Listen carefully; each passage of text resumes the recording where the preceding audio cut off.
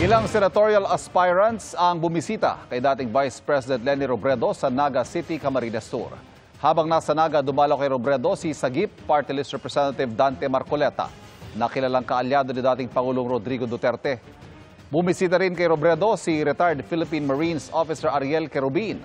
Nitong Martes, bumisita rin kay Robredo si House Deputy Majority Leader Erwin Tulfo. Bago nito, ilang incumbent officials at senatorial aspirants ang naunang bumisita kay Robredo, kabilang si Vice President Sara Duterte noong pista ng Peña Francia.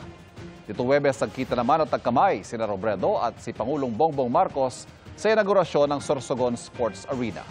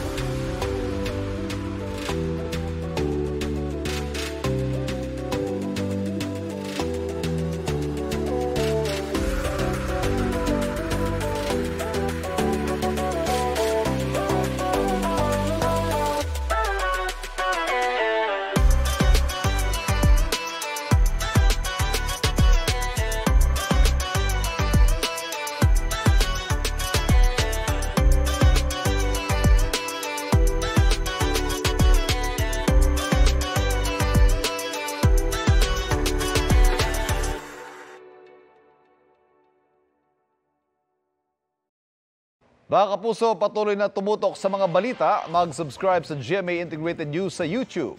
Sa mga kapuso abroad, samahan niyo kami sa GMA Pinoy TV at www.gmanews.tv.